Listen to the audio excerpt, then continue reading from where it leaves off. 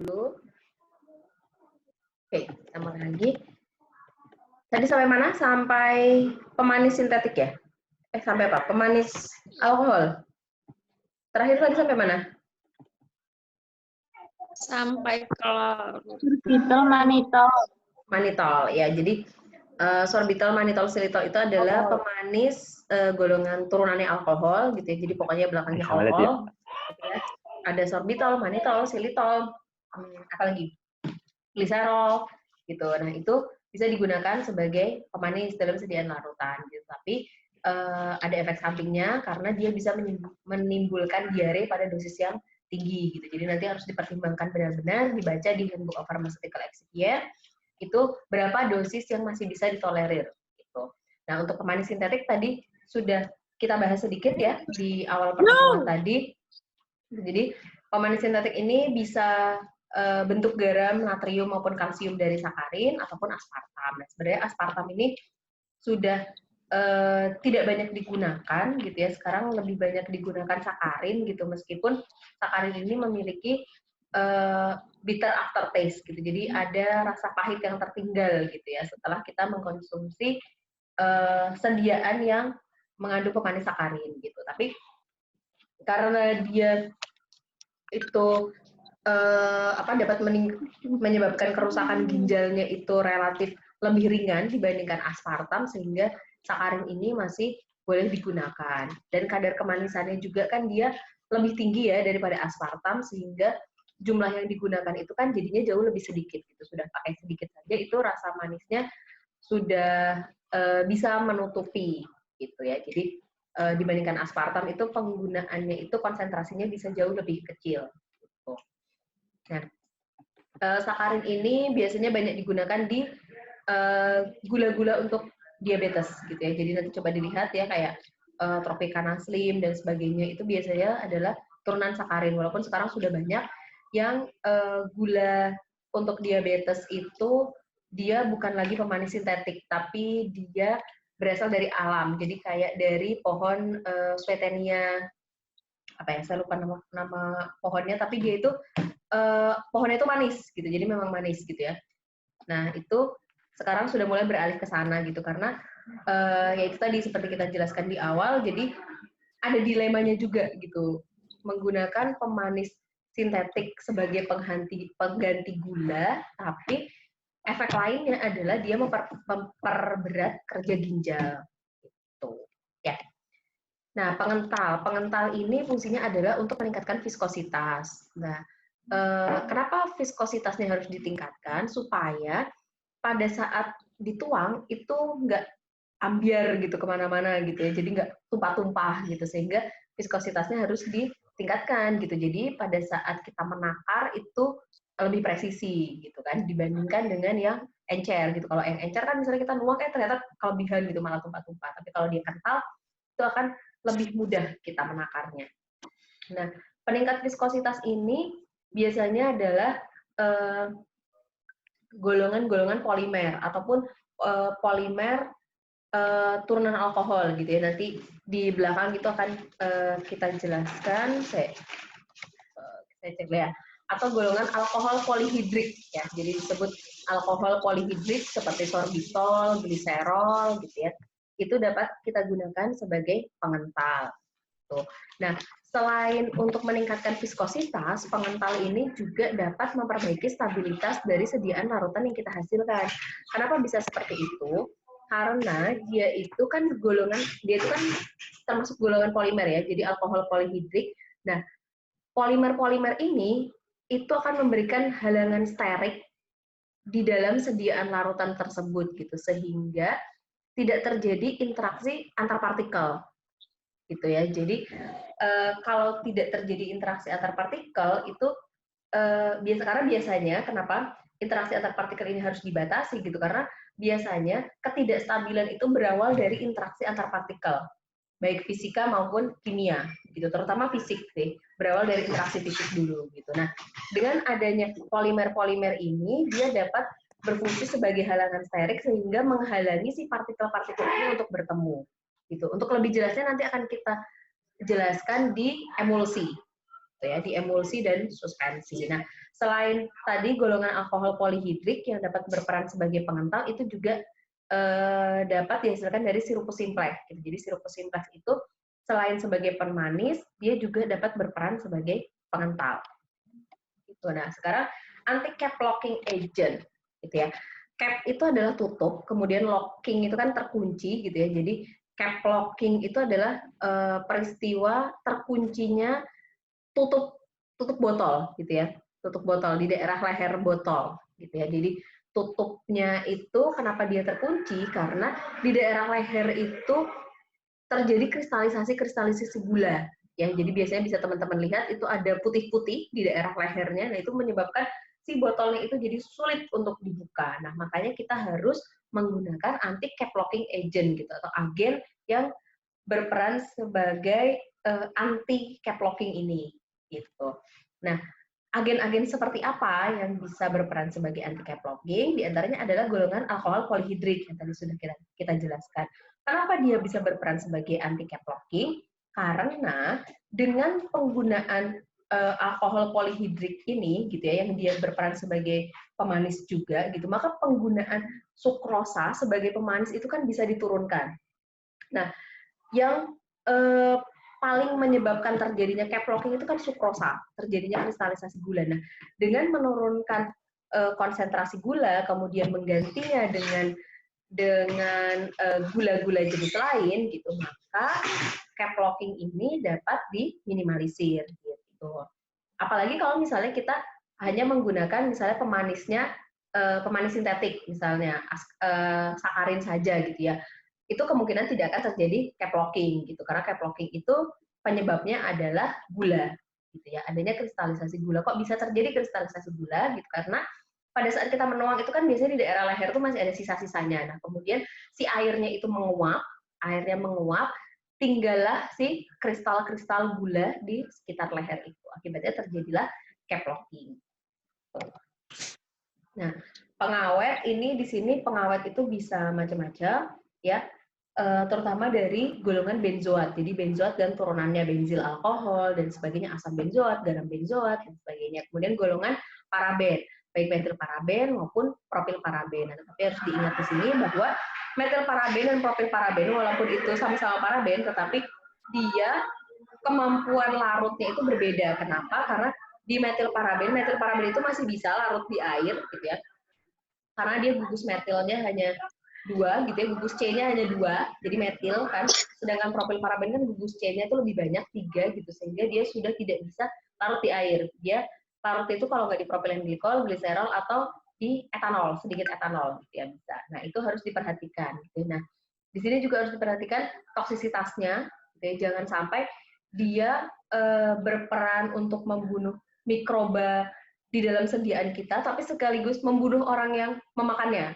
Kan itu tidak boleh gitu. Jadi harus diperhatikan kadarnya gitu, dan dia dipastikan tidak toksik gitu, dan juga dapat bercampur dengan komponen formula lain atau bersifat kompatibel.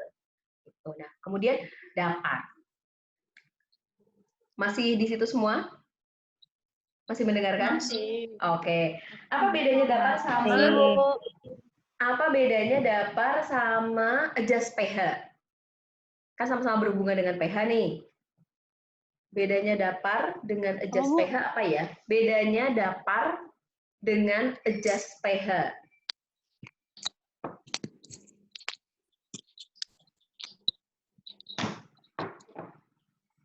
Ya, jadi siapa ini? Pasha Lulu.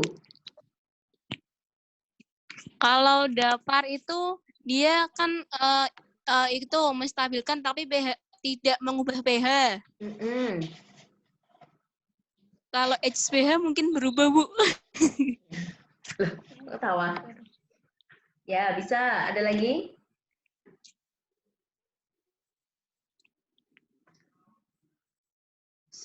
Kok diem semua?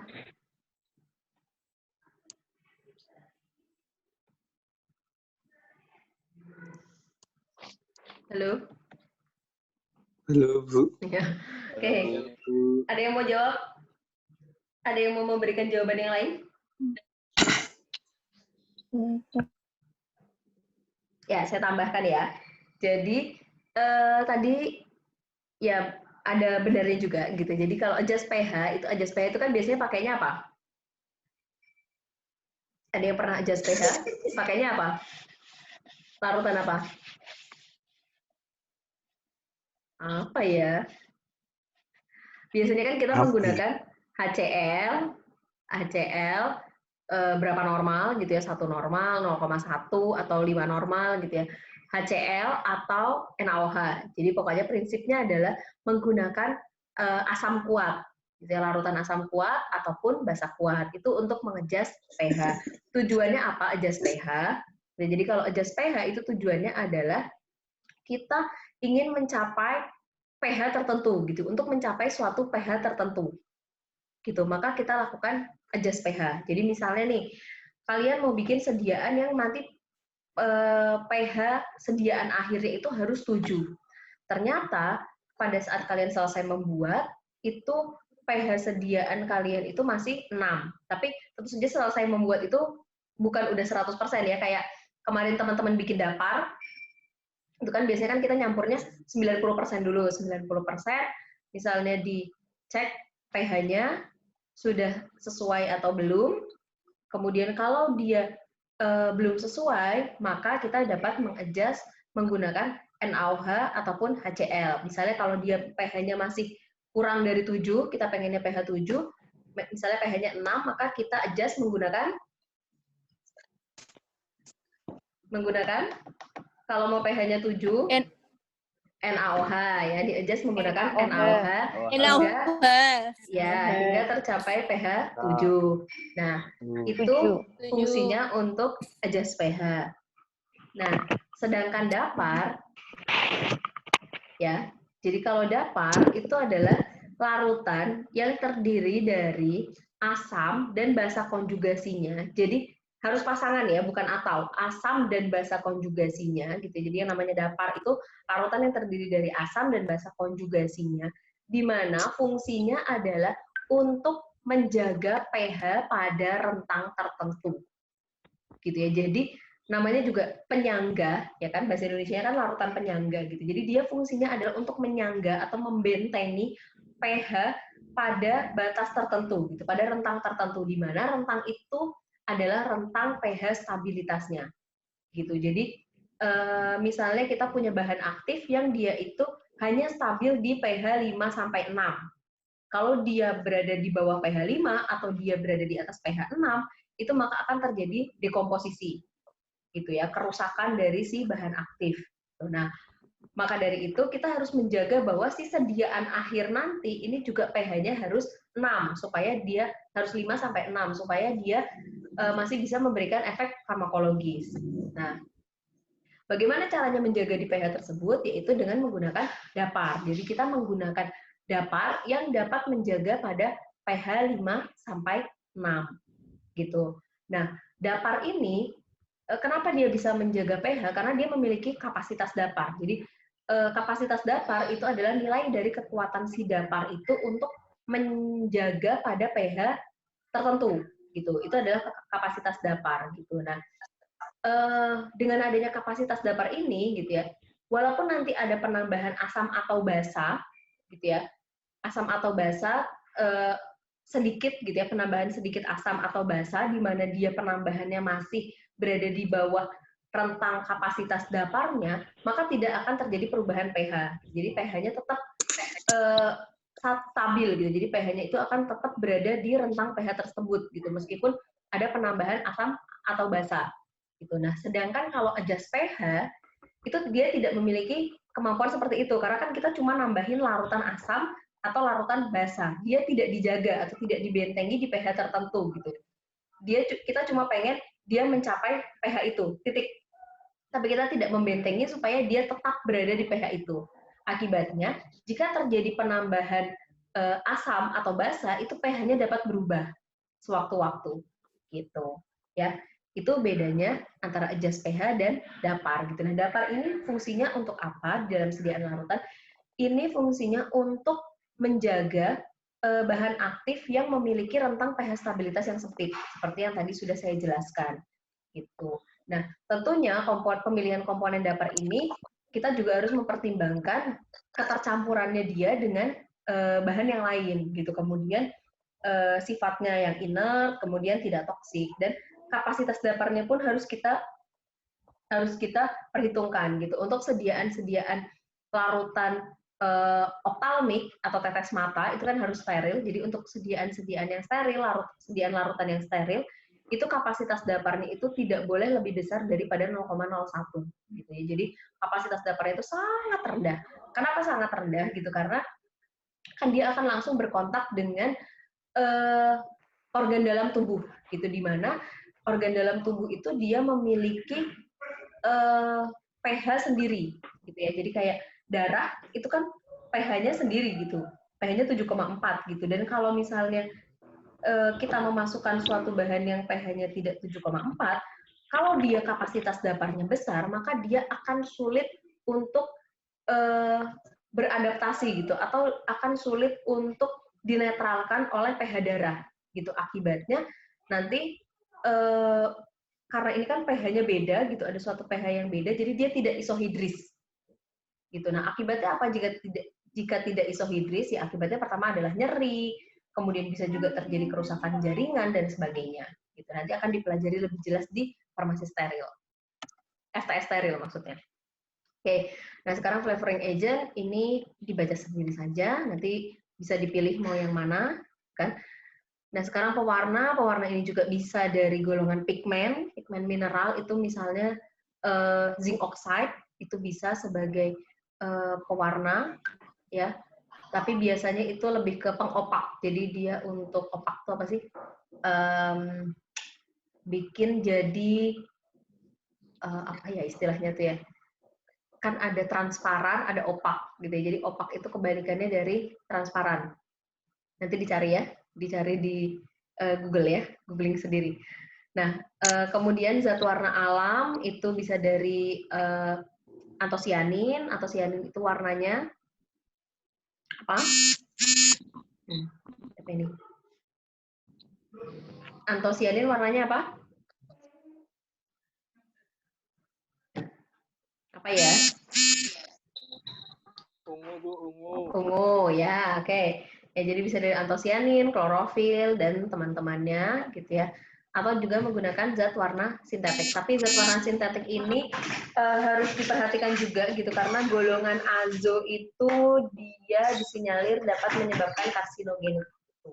Ya, jadi harus benar-benar dilihat, gitu ya, karena senyawa azo itu dia kalau berinteraksi dengan senyawa endogen di tubuh kita itu ada beberapa penelitian yang menyatakan bahwa dia bisa berpotensi sebagai karsinogen. Oke, faktor-faktor yang diperhatikan dalam formulasi ini, ya. Jadi seperti yang sudah kita pelajari pada preformulasi, kemudian cara pembuatannya itu juga bisa dengan cara panas maupun cara dingin. Kayak ini evaluasinya. Evaluasinya itu adalah active drug, itu adalah penentuan kadar obat, kemudian final volume itu adalah penentuan volume akhir atau volume terpindahkan, appearance adalah tampilan, bau, kemudian clarity itu kejernihan, pH, viskositas, dan juga density atau bobot jenis dari sediaan, kurang lebih itu. Nah, ini untuk packagingnya itu tergantung dari sifat karakteristik fisikokimia dari bahan aktifnya. Gitu. Nah, ini semuanya ada di Pharmacope. Gitu. Oke, terima kasih. Ada yang mau bertanya?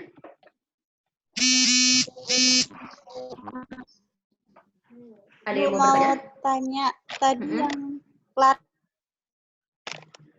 Ya. tadi apa ya, Bu? Yang mana? Tadi yang clarity tadi apa ya, Bu? Yang clarity yang evaluasi. Clarity Evaluasi. itu kejernihan.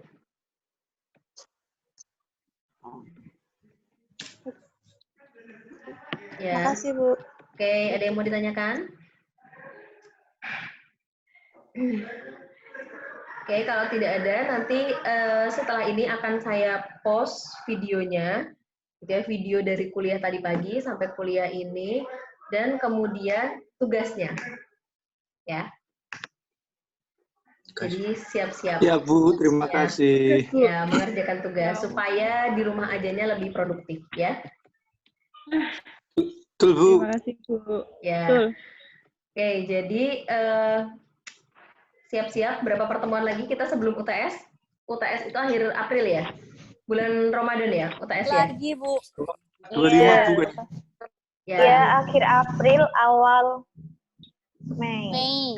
akhir April awal Mei ya. Jadi saya belum tahu nanti teknis UTS-nya apakah diatur oleh fakultas atau tidak.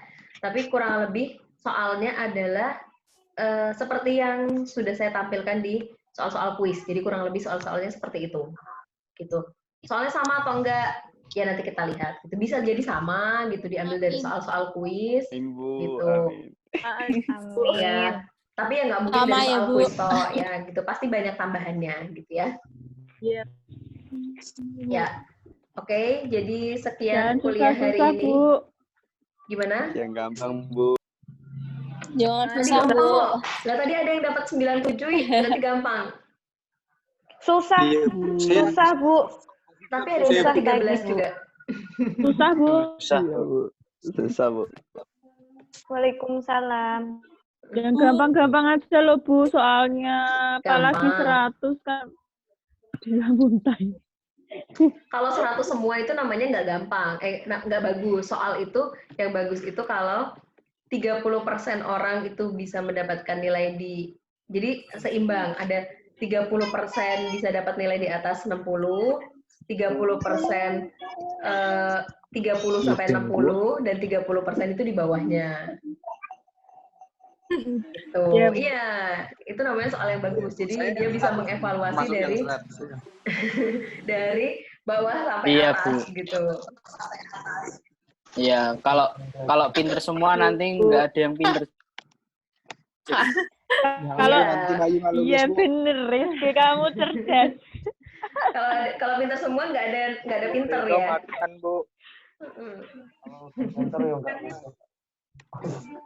Ya, yang penting belajar ya, gitu. Dipelajari lagi soal-soal yang tadi.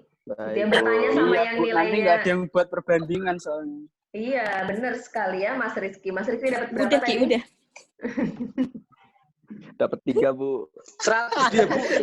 Cuman Jangan.